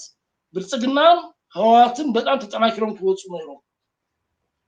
በአል ሻቢያ በአል አንዳርጋቸው ጽጌ ተሰናበዱም ዝኮረዩን እኮ እዚ ምክንያት እዩ ብልጽግና ተጠናክሮ ማለት በአል አንዳርጋቸው ጽጌ በበጌሮም ካቱዩ ሀብ ፖለቲካ ከኢትዮጵያ ከመጌሮም ካምዝቁዮም ያቱም ነው ብልጽግና ዝደሊዮስ ህዋት ባላንስ ለመግባር ይዩንበር ማለት ምንም ተፈለይ ምክንያት ይብሉ ሻባውን ህዋት ተጠናክሮ በበይ ገጽ ገይሩ ይዱዘቱ ሰራዊት ዘቱ ሰብ ስልጣን ምናምን ዝገበር ሰላሊ ይሰድድ እና ተሰናብለው ዝነበሩ ቡ ምክንያት ስለዚህ ንክልትዮም ህዋትን ከሙድባት ንክልትዮም ዝሽም ተሳኒዮም ተከለው ነው ነሃና ከመዝቢ ይሸናዶ እንዴ ምክንያቱም ተስማሚኦምስ በልምሳውን ዝቃወመካ አግሪስ ሰር አነውን አሃዝ ዝቃወም ካስልካዬ ይሎም ከስማሙ ይክነው አብ ትግራይ ንብልጽግና ንአቢ ሽሙ ብክፉ ዝጽው ሰብ ደረጠን ሃደነ ካስሪ ይከሪዩ አብ አዲስ አበባውን ህዋት ዘይደሊዮም ሰባት ብልጽግና ከበረሉ ነው ማለት ግን ቢያንስ ነሐፋሽ ግን ቢያንስ ሰላም ይረክብ ነው ይሩበር አፖለቲካ ለዘለና ሰባት አይፈለጥም አይና ወገን ከም ሰዓት ግን ከሙድባት ግን ንክልቲውም ግን ይሾም ነው ይሩዩ እንደነዚህማ ዝሽ ከም ሪስፖንሲብል ከመራሂ ሀገር ከም ዝመሩ ኮይኑ ስቴትማንሺፕ ንብሎ ማለት ሃገር ምህናጽ ብዝብል ከይዶ ሃገር ምህናጽ ማለት ሃገር ትግራይ ሃገር ኢትዮጵያ አይኮነም በቃ ሰብ ዝነብረሉ ቦታ ማለት እዩ እሱ ታረንጅመንት ከምድላ ያግበሩ ግን ሰባት አለው በቃ 2 ዓመት 3 ዓመት ንዋጋ ነርና هذينا سلام مصري فطرنا لنا ዞሮ አና አፍልጦ ዘለኒ ንሳትኩም ድማ ዝኮነ ደሪዮ ብጽይት አለው ምሳኩም ርክብ ምዘለዎም ሰባፍቲ ከምዚ አይነት ኮንትራት ማምን አነ ወን አክልክልን ከምዚ አይነት ቃ ብዘይ ጨረታ ከትውክሉዮም ንትግራይን ወይ ገለቦታን ወይ ወሎን ሃይስኩል ከምድላኩም ግበሩ በሰላም መንበር እንታይለው ተከፋፍለው ማለት ይውጥ አዲከም ድላው ከዛ ማለት ሰብስ በሰላም ከነብር ከገቡዎ ምሶም ድማ ካሊ 10 ዓመት ፍጽም ይኩል ነው ስለዚህ ንባሎም ይሾም ነው ይሩ ንህዝቢውን አፖለቲካል ነዘይ ሳተፍ ህዝቢ አፖለቲካል ንቁ ነዘይ ኮነ ህዝቢ ማለት ብዙም ስለዚህ ግደሰሉ ናብሩን ከገብር ማለት ነው ጽቡቅ ኮን ክልዩ ስለዚህ ንሱ ዘሐሸነ ይሩ ግን ክለትዮም ሃደ በቃ ተባሰ ነገር እኮ ነው ምንም ዘፍራለው ነገር የለም ህዋት ከደክሚዩ ብልጽግና ይወድቃሉ እዚያ የክለትዮም ክለታ አመት ህይወት ተጣዋ ቢሎም ላይፍ ና ህዝቢ ላይፍ ተጣዋ ቢሎም ክለታ አመት 3 ዓመት ከበዚህ በቢሰሙ ደቂሶም እኮ ማለት ምሸት ዝልቅሱ በጽባሂቱ ብልጽግና ከደክሚዩ ህዋት ከደክሚዩ ብዝብል ግን መልካም አልታዩ ናይ ተፈጥሮ ህግ እዩ ብቢም አልቲ ዝሆነ ውዳበ ዝሆነ ኦም ዝሆነ ሰብ እና አረገዩ ዝኸድ እና ደከመዩ ዝኸድ ዙ ናይ ተፈጥሮ ህግ እዩ በአይና ፍጥነት እዩ ዝደክም አምንታይ ብርኪ ከዩ ከበጽ ዝብል ትጽይት እዩ ዘለካ አብታይ ብርኪን ተበጽዩ ስታይ ትገብር አው ዝብል ምጽረት ይብሎም ስለዚህ ህዋት እንተደኪሙ በጥርናፈን በወታደርን እንትን ይብሎ ማለት ኮምፐንሴት ይገብሮ ብልጽግና እንተደኪሙ ከአይኤምኤፍ ልቃውት ሂዱ ይጽግኖ ይጥጽሉ ህዝቢ ይመከክ ማለት ነው ያ ትክክል በእውነት በካልዕልካ እዚ ጉዳይ እዚ ምንም ግልጽ እዩ ንዓይ ተመልከትናውን ግልጽ ከም ዝኾነ ተስፋ ይገብር ናው ክልተ ዓበይቲ ርእሰ ጉዳይ ዝሓስክዎን እኒኦ ሓንቲ ኣብ ትግራይ ሓራይ ከሕፅረን እየ እና ሓንቲ ኣብ ትግራይ ኣብ መንጎ ኢትዮጵያ ፌደራል መንግስትን ኣብ መንጎ ኣብ ትግራይ ምንደብረፅዮን ዝመርሕዎ ዘለው ሓይልን ኩናት ናይ ምልዓል ዕድሉ ናሰፍሐ ዝኸይድ ናይ ኣገዳዲ ዝኾነ ውትድርና ድማ ኣብ ትግራይ ናይ ግፋ ናኸደ ይኸደሎ ደን እዚ ብሰላም ክውድአሉ ዝኽእል ዕድል ሕዚ ኣነ ብዙሕ ግዜ ከም እንብሎ ብሰላም ክውድአሉ ዝኽእል ካብ ኩናት ትግራይ ዓርያ ተዓነወት ዝኽእለሉ ዕድል ይረአየካ ዶ አሎ ህዚውን እኮ ማለት ህዚ እኮ ኣብ ሰላም ከም ዘለው እዮም ዝሃስቡ ንሶም ማለት በእሊ ተኩሲ ስለዚህ ተጀመረ ማለት ይኸውልህ ሓረን ክንፈልጣለና ደሪ ፕሪቶሪያ እኮ ገለገለ ምስ ብልጽግና ርክብ ዝነበራ ሰባት ሃይልታትን ኮርዮ ሃቀ በአንፈት ህዋት ዝነበሩ ሰባት እውን ኮርዮ ህዝቢ እንታይ ገይሩዎም ምንም አይበለን ህዝቢ ማለት ምንም ከገብርስ ዝክለሉ አቅም ይብሉ ክልቲዮም ተላይሎም ሰላም ክፈጥር ይናይሎም እሺ ማለት ከገብሩ ወኪል እዩ ስለዚህ ሎሚውን ተዳዋይሎ አብይን ደብረጽዮን ተዳዋይሎ ዝሆነ መፍትሄ ገብሩ ይፈልጉ ጊዜ መፍትሄ ካቡ ውጪ ተረፈ ነገር ተዘራሪም ካስ ከመዩዝ ጠቅመና ማለት ሱቂል ካስ በበረጽ ጥራት ዘይኮነስ አይና ዩዝ ሰረይ ማለት ከይዳ ነው ቀልብዩ ሃደ ንሶም ባዓሎም እኮ ገምጋም ይገብሩ እዩ ታዩ ድዮም ዝሰርሑ ካሪ ነገር ጸጋይ ታይበልኡ ይሃድር ዳንኤል ታይ ለብስ ክደና ይኮን ኩናውም ጸግ ደረጃውን ኮፊዶ አቢ ታይዝ ደልዩ ማለት ካልኩሌት ይገብሩ ናይ ብልጽግናስ عنفت تايو زدلي تاي عينت دبيت يوزل وي جمجم عماكل عمونغو كقارب زفتنو سبات بوني نغو ببرصقنا ገጽውን ከሞ ደብረጽዮን ታይነ ሰብይ ሞንጆርኑ ታይነ ሰብያ ውድብሃት ህዚ ከመዩ ዘሎ ታዩዝ ደሊ ትግራይ ታያዝ ዝደሊ መጽናት ይገብሩ እዮም ሰባት ይነግሩዎም እዮም ኮፍሎሚ ይዙ እዮም ስለዚህ ተቀራረበና ዝክልስ ከይዲ ከምዚ አይነት እዩ ናብ ዝብል ደምዳም መብጻሕ ከቢድ አይሆንም ምናልባት ከመዩ ናኡ ዝብጻሕ ዝብል ነገር ከይዲ ተአካይዳ ከዝና ስራ አካይዳ ገለገለስ እቲ ምትእማን ምፍጣር ተዓፋጸማ ከቢድ ክሊ ግን አብዚ ደሞ ሁሉም ዲዘለዎም ኮንሰልታንት አለው ካብ ደገ ሀገር ክመጽእ ሁሉዮም ምንም አብ ሱዳን አብ ሶማሊያ አምናምኮ ዝሰርቡ ዝነበሩ ንፈልጦም ትካላት አለው ካብ ከባቢና እንኳን ካብ ኬንያ ደሪ መረጻ تسعان تشعت يزخم تسعان تشعت يمثلني تسعان شعت ومرتا عاب كينيا زنبرة تفترلو حساب زي صنها صبغ زخونه مصريفه يوم كم ነገራት ሲፈለጡ ይሞ ስለዚህ ካብ ደገ ሀገር ዝህግ ዘካ ምጽዋ ከቢራ ሆነ ይካል ካብዚ ዝመጹም ጸገበል ሎሚ ምሻት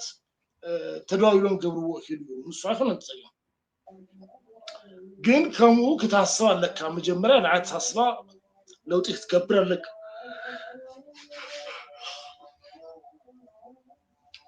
ይቅርታ መጀመሪያ ለአት ከሙስ ክልቲኦም ኬጅና ገበሩ በቃና መሸጉ ይom ዝፈዱ ዘለው ፌደራል መንግስት ከመጀመሪያው ጥርጣሬ ነው አብ ህወሓት አኬባ ብዝነው ሀመጸን ዝሆነ ተንኮል ይom ዝሐስቡ ዘለው እዚም ሰባት አብ ዝሆነ ሻርህ ይom ዘለው ዝብል ጥርጣሬ ነው ንናከ ታይቁም ነገር አለውም ታኪቦም ታከዝራሩ ይom እናበልና ማለት አፌደራል መንግስት ግን ማለትና ፈለጥናዮም እና ተጨቃጨቁ ይom እናበልና ፌደራል መንግስት ግን ዝሆነ ነገር ይom ዝሸርኩ ዘለው ዝብል ነው መጀመሪያ ክልተሻሰርታ ሙፍተ ይዝበቃ ቅድሚ 3 ዓመት هذه ما مسفانو مسشابيا مسفلامن مسودان تعاوصهم انت مالت حساب كعطو مالت كጭነቅ ትንክብል አለው ማለት ታይዙ ግበር ዘሉ ከዚህ ግልጽ ይዝሆነስ እና ይዝሆነ እንትን ከካምና ተፈጠረ ይዘለ ስለዚህ እዚህ ከጨንቆዩ ዝበለጠ ቅዋሙ ወይ ደሞ ዘሐዞ ማለት ዝህዞስ ቦታ ወይ ከዲ እና ከረረክ ከድና ግድን ب هوات وجنوبهم كم مسفرال زلوهم نجار بجت مقرات نكل ما مستعفل طور مبال عم أكل تجري نايدرون درداب مثل سام جلا مليو متمان زتفاي أنا عبيرهم كوفيلو أنت كوينهم بعد دبرتهم دي يفلتهم ግን ማለት ናቡና ኪናት ሲቹዌሽን ዛአተው ይመስለኝ በሳይኮሎጂ እንትን በገምጋም ደረጃ ስለዚህ እዚ ማለት ዝበለጸ ማዕከርካ ማለት ካምትማን ማለት ርቀት ናወሰከ ይዝከዘል ግን እንተ ደለት ርቀት ይግፋ ካብ ህዳር 2013 ይገድድም ከህዳር 2013 ዝነበሮ ማለት አብ ማለት ሙሉ ኪናት ኩዝ ነበርና ግን ድህሪ ሃደወርህን ፈረቃል ይመስለኒ ሚኒስትራት ፌደራል መንግስቲ በፈርጆም ናመቀደመጽ ነው ናመቀረ ከይዶም ደብረጽዮን ረኪባ ዛሪው ምንም ከተሰከፈ ዘሆነ ነገር ገብሩንዮ ምናምን ዘበለ በቃ አህዋት እንዲላ ካብ መድራደርሲ ካብ ናይጄሪያ ምንተድለና አይለና ስለዚህ አብ ህዳር 2013 ከሳብ ጥር 2013 ከሙ አይነት ክት ማለት ኩናት ክትቀይሮን ተከይልካ እንደ ሎሚ ማለት ሎሚ ህዚ ዘለናዮ ማውጣም ዘሐሸይ كبيرة خونن جن مكيار مجمرة تحسبها لو تيجي هوات هذا سمون تعرفوه برتقنا هذا سمون تعرفوه بزمن نترات زبلو قم نترات زمن لا يتسجم مبرو هوات كده كمية برتقنا كده كمية مالت الزلالمس بالزنابرو قلنا زكتصل نجار لنا أبو عالم جن دكيمو مالت هاي مالتيو كندا متأنا كدكيم خدلي إيش تدكيم مستحات جبر بمن تابلكو منهم نزلت زبلكا مثلا سيو تنايم عملها كذا تنايم جم تسجم بر هذا لو كنا تبلاش فيه بنزي الرجنا يخونه طبق سبون دفيت بجبر زلوا كلتيهم وجنات عبيرات يكبروا قالوا نعمل حتى لو انت زي غيره زهونه صبق الدل تتفطروا እንኳን ከተቀሙሉ አይከሉ ፌደራል መንግስቲ ናይ ኬዲ ለውጥ እንተዘገይሩ ጽባህ ማዕከላዊ ኮሚቴ ህወሓት ተአኪቡ ንደብረጽዮን አባሪሉ ንጌታቸውን ተአዲሙ ምስጌታቸውን ምስራክ ጽገም ብልጽግና ንምንታይ ከመየ ዝሰርህ ምስ መንግስቲ ትግራይ ዝብል ነጽረት ይብሉ ከመየ ህቶ ህዝብ ትግራይ ዘተናግድ ዝብል ነጽረት ይብሉ ማለት ምንም ባዕሩ ጸገም ከፈጠሩ እዩ ዘለ ጸገም ማለት እዩ ወይ ድማ ተው ንጌታቸው ማዕከላዊ ኮሚቴ ህወሓት ተአኪቡስ ንደብረጽዮን አባሪሉ ንአብርሃም በላይ እንተ ዘአድም አብርሃም በላይ አብይን በህባር ሰለስተ ወር ይክሰሩ አይከሉ ምክንያቱም ዝመርሆ አካባቢ ዘለ ጸገም ክስተካከል አለው እሱ ከመይዝ ዝተካከል ዝብል ንጽረት ዘለዎ ከይደ ለካይ ንሱ ይጸገም ናይ ህወሓት ያ መብሪሃ ሊሆን ይለይ ያ አቱም በጽግናን ተወሪቁ ድህሪት አኻት ገብር አብ ደጋፍ ደብረኻ ኮንካን ዘለኻ ከሳብ ማታይ ክሳብ ዝኮ ማአዝዩ ንአሃዝ ምቾካ ጊዜ ድህሪታት ገብሪኻ ክትወፍር ማለት እዩ ምስፋኖ ናው ኾንካ ወፊርካ መንግስት ያጣይሽካ ነገር ማለት አውስ ንጽረት ዘለዎ ገምጋም ይብሎም ክልትዮ ንሱ ይጸገም طبق أنا ون قلت غير قال لي حزي دبلوماسياوي صعنتو اب لعلي هارد لاينرز زولو مرحته واحد امريكا زوسدو فيزا عقوان كالوت ول سكونتات كنوسدينا زولو الله تمالي من امريكا امباسي اب ايثيوبيا زوصو زعا بريتوريا سمعنا ادهيو كتغبرلو زبلالو أوروبا حورت زصوعونا له ازي صعنتو زي ناب اب تግራይ ዘላቀ ሰላም ከምጽእ ዝኽእለሉ ዕድል ይህልዶ ምስ ህወሓት ንአምባሳደር ኤርቪን ማሲንጋ ናብ መቐለ ንኽኸይድ ምስ ታደሰ ወረደ ዘራኸበ ይብልካን ሕጋዊ ፕሬዚደንት ደብረጽዮን ኢሉ ዝብል ሓበሬታታት ማለት ወረ ሓበሬታ ምስ ትምውፁ ተታሒዙ ናብ ሰላም ዝመጸሉ መንገዲ ዶ ይሰፍዕስ አይ ከሪሩ ናብ ዝኸፍዕ ትግራይ ሒዙዋ ዝኸደሉ መንገዲ እዩ ዝሰፍዕ መን እዩ ዝሰፍሐ መሲሉ ይረአየካ እሺ ቅርታ ዚና ወዳታ ህቶም ይበሩ ምክንያቱ ባትሪ መጠቅጠቅታ ይበና ያለው حረ ሞዳ ናይ ሞዳ ተሕተይ እሺ ባትሪ ያፈራረህን ይዘለ ማለት ናይ ሞዳ ተመጠቅጠቅታ ይብኒ አብዚ انا امباسي امريكا تتصاوتو وامريكا تتصاوتو ማለት هذي بزላ ከይዲ تتصاوتو حلጻይ ሚና አለ ዝብል እምነት ይብለኝ ጽቡቅ እዩ ንባለ ህወሓት ንመሪነት ህወሓት ዓለም ኢለኩም ይዘለ ከይዲኩም ተዛሃስኩም ከይዲ ጽቡቅ አይኮነን ዝብል መስታወሲ መዘካከሪ የድልዮም ነው ና ንሱ ጽቡቅ እዩ ማለት ዋላ ትርጉም ዘለዎ ስጉምቲ አሜሪካ አይትውሰድ ግን ምን ተትዝክ ክብሎምስ ኮንሽስ ሆኑ ማለት ነው ከቱም ናይ ሰባት ሰብ ከይጠቀስ ይለየንበር ናይኦም ናይ ህጊ ፈላቲ ገለዩ ፖለቲካ ዘማክሮም ምናምን ዘብለካ ዘሰናብር ኩነታት እዮም ዘለው እንበር ህጊ ከምዚ ጻሐፊ أنا كم كونسلتانت بناس أنقال نزاي سرهم قد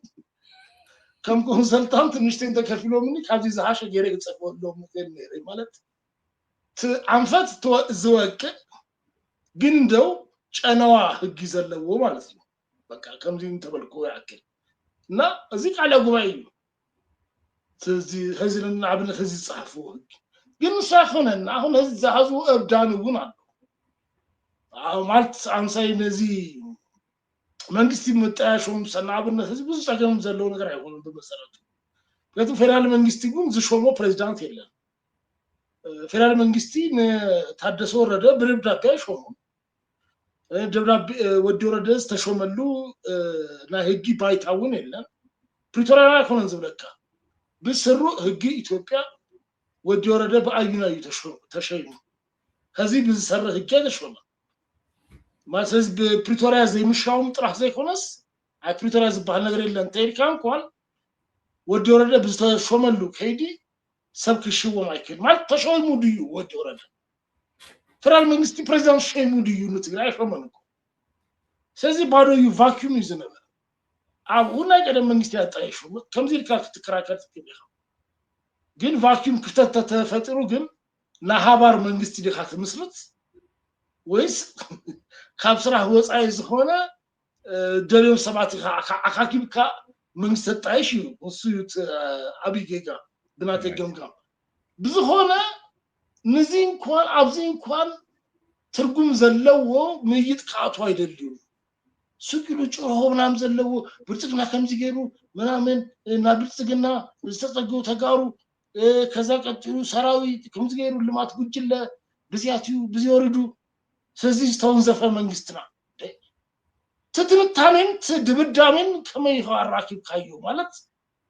ስለዚህ ተረፈ አብዝሆነ መፈክር አብጎስዋስ አብ ምልላል ተዛረቡ ነገር እቲ ደምዳም ደማ ህጋዊን ፖለቲካዊን ትንታኔ ዝደልይ ደምዳም እዩ ካቤና በዩ ዝኸዱዮም ትብሎ ስለትከይዲስ ሱቁሉ እብዳም እዩ ዝነበረሞ ለአሜሪካ መግለጺ አውሮፓ ከመዘካከሪ ኢኮኖሚክ ካቦጻይ ጥቅም ዘይብሉ ንምንታዩ መጀመሪያ ለመስሪ ፕሪቶሪያ ዘሃደጎ ባአሉ ኤምባሲ አሜሪካ እዩ ማለት ለአሜሪካ መንግስት ምትፍለጥ ከለ ሀገር አሜሪካ መንግስት በአጠቃላይ ምትቀጠና ትኩረት አይነበረው አብዛ ሐለፈ ክልተ ዓመት ስፔሻሊ ክሳብ መጀመርታ እዚህ ዓመት በፍላይ እዚ አብ ኢትዮጵያ ዘለ ኤምባሲ አሜሪካ ግን መስሪ ፕሪቶሪያ ካድጎም ንህዋት ትጥቅ መፍታህ ጥራዩ ዘለን ዝብል አንፈት ይዙ ተመዛበልት ድማ ክምለሱ የብሎምን አብ ዝሆነ አብ ተፈላለዩ ቦታታት ትግራይ ከም ኩነታት መቋቋሚ እግሪ ምትካለ እግሪ ዝሆነ ቅሽተዋህዎም ናብራይ ቅጽሉ ዝብል አንፈት እዩ ዝሃዘ ስለዚህ አብ ፕሪቶሪያ ይሁን አብ መሰል ሰብ መትከል ዘይብሉ ኤምባሲ ወይ ድማ ዲፕሎማቲክ ዴሊጌሽን አፕሪቶሪያ ወይ ድማ አብ ሰላም ሐናጻይ እጃም ከሎ ይዙል ከምጋም ይገፈኝ ስለዚህ ምንም ጥቅም አይብሉና አቡ ናዩ ካወጻይ አሜሪካ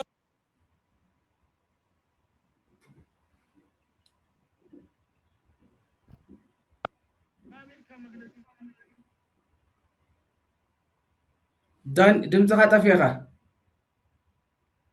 ደርተካ ታዲያ አብ ሱዳን ዋና ኃይልታት ካሎት እንዲዮም ተይልካ ንካሎት ኃይልታት ምንም ክብሉ ከዚህ አይደለም ለኢትዮጵያ ነው ክብሉ አይደለም ለሳውዲ አይደለም ለኤርትራ አይደለም አረንቤት ምን ዝብልዎ ኩነታት አይኮኑ ዘለው ቡ ምክንያት ትኩረት ዝገበሩ ወይ ድማ ንግዚው ዝቀለሎም ንህወሓት ህደግ ምባልዩ ስለዚህ ከሙ አይነት ጸቢብ ዝሆነ ሽቶ ዘለዎ ስለዝሆነ አብት ምስና ንናስ ምስ ፌደራል መንግስቲ አብዘለውና ከይዲ ሰላም ለውጢ ዘምጻ አይሆነን ናኡ አንፈት ዘለውውን አይሆነን ማለት አቡም አይሆነን ትሽቶት እንትምስ ተቀጠናዊ ሰላም እዩ አብ ትግራይ ዘለስ ፌደራል መንግስቲ ከም ዝገብሮ ገይሩ ይወድኦ ዝብል ከይዲ ዘለዎ እዩ سيدنا أنا بزو أيوسكنا حنتي زوستكنا نجار جنتايو بعد دبرت يوم كدم كم زبالكو هذيك أبجاني يوم زلوا مو عالم يريكم على سكيلكم دس بالكم ساعة سراعة تنقلاتكو دس بالكم جات صحفو هدد نجارس زريكم سوا العالم زراس يستولكم يزل زبل مركز للسدلهم كونشس جبروم يو سزي مساطرة تكون كهلو أكلي كاو وجيجن أب تجراي هنا أمونغو تجراين فلان منجستيم ناي سلام كيدي كفتر زخيل كيدي ومشتو هيزو عقرن منجستي أمريكا يسر زلو أب تكرفو ونسو عقرن ملؤ ስለዚህ ምንም ትርጉም የብሉን ማለት ምንም እንትን ተባክኑ አነ ቀጠናዊ ኩነታት አበይ ከምዘለን ንምግምጋም ከም ኢንፑት ከም ግብአት ተጠቀመሉ እንበር አብናትና ከዲ ታይጀም ይሉ አብዝብል ስንትና ይብሉ ኦሬዲ ካወጻይን እዩ ማለት ትልቅ ይሁን አብ ትግራይ ጽንቶ ከፈጥር ዝክል ፌደራል መንግስት እዩ ፌደራል መንግስት ንምታ ባጀት ስለዚህ ፌደራል መንግስት ቅድሚ 10 ወርሂ ሀዲቡ ቅዲ ሸሞን ተወርሂ በቃ በጀት እንተ ሀዲካ ታይ ሊቨሬጅ አለ ከስራይት ምስዳድ እዩ ትገደብ እዩ ትልቅ ሊቨሬጅ በባሉ ጊዜ ሀዲቡ ቶ ናይንቲን ድማ ሰብአዊ ድጋፍ እዩ ዘለ ሰብአዊ ድጋፍ ባሉ እኩል አይበጽህም ግን የአሜሪካ ሰብአዊ ድጋፍ ክልክል ያ ይትዳደር ስለዚህ ተፈለጽ ጽንቶ ማለት ፌደራል ይሁን ለዚህ ኮማ አምባሳደር ዳርጋ ክልተ ዓመት ገይሩኮ ናመቀለ ኡደት ካብዝ ገበር ስለዚህ በአሉስ ንባሉ እንትን ዋጋ ከዋድድስ ጠፊው ቀኑ ዝነበረው ጽንቶ ዝነበረው ኢንፍሉዌንስ ሉዝ ገይሩ he became irrelevant هذه ማሲንጋ መጻ ዘሐለፈ ሀዳ ዓመት ፈረቃል ምንም ብዘይ ናይኡ ሽማግሌነት ብቅልጽምና ጸኒ ያናሞ ክንቅጽልና ይለካ ደብረጽዮን ስለዚህ ማሲንጋ በባሉ ጊዜ ንባሉ ኢረሌቫንት ገይሩዩ አዚ ነው ጸግሽሞ ቃሃብ ዘለካ ማልቲ አብዚ ሰሙን ይቀጽል አብዚ ምቾት አብዚ ተበቃማል ያቀኒ ላይ አነ ያካየ ወራተ መልከተና ምስ ዳንኤል ብርሃነ ዳኒ ፖለቲካል አናሊስት ና ሆርን አፌርስ ባህል ዌብሳይትን ሚዲያን ደለው አብ ዩቲዩብ ዳኒስ ፐርስፔክቲቭ ወይ ናይ ዳንኤል እይታ ድል መደብ ዘለዎ ማለት አትኩም ተከታተሉ ተቆልኩም ሰሙናዊ ወይ በቡ ዋኑ ዘለዎ አውሎ እዩ ከምኡ ድማ ያው ናይ ትግራይ ጄኖሳይድ አመልኪቱ ሓደ ዓብይ መጽሐፍ በእንግሊዝኛ ጽሒፉ نع زوركته أيو داني عزيز إذا مسجن أو زغتصل عبد المكاية كورتها ولا؟ Thank you.